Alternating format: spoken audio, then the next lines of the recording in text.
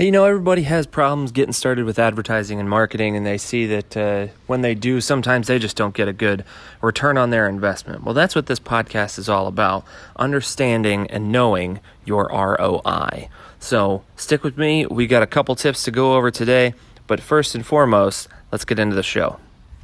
As the owner of a business, which is what you likely are, there are lots of things you keep in that big brain. Most of those things are related to the legal field and the many ways you help your clients. But advertising and marketing are in there too, right?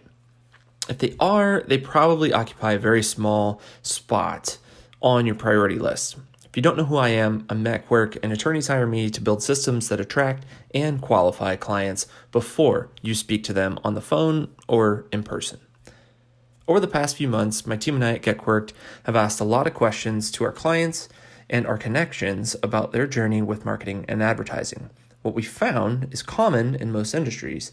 They, like you, have invested in ads before, but had little to no return on that investment. That left them frustrated and unwilling to try it again. I get it. Feels like gambling, but what if it wasn't a gamble? What if I told you there is actually a science to advertising?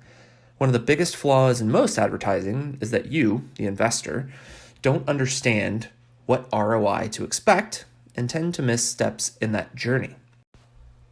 Today, I'm going to give you 2 things you can do this week to drastically improve the success of your current and future marketing and advertising efforts.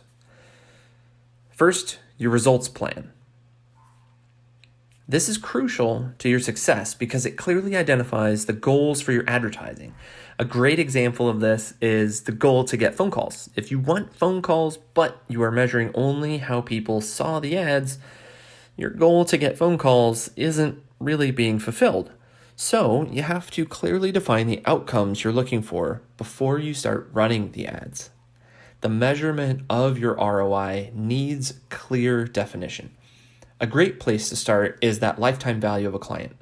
How much is your absolute best client worth to you and your firm? And how much are you willing to pay to acquire them?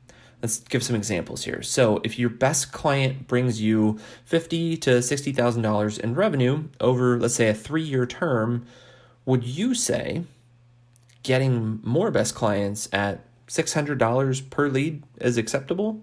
Or what about $1,000? What about $5,000? Is 10% of your overall revenue over 3 years, that lifetime value of a client, is 10% of that acceptable to pay to acquire them? Now, knowing what you are willing to pay to acquire your best customers is crucial. All right, the second step here, let's move to qualification. With your plan in place and clear outcomes defined, walk backwards from that phone call and ask yourself a few questions about the type of person you want calling.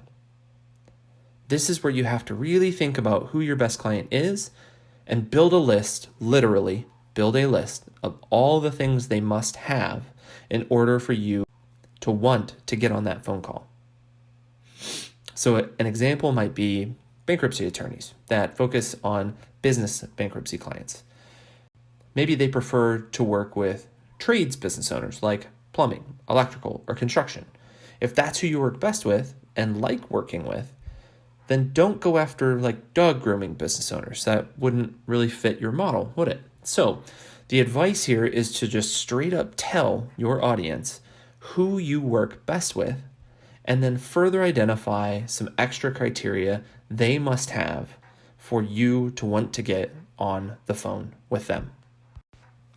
If you want help building and running marketing and advertising campaigns that attract your best clients, qualify them, and make your life less hectic, check out getquirked.co. I'll catch you in the next episode.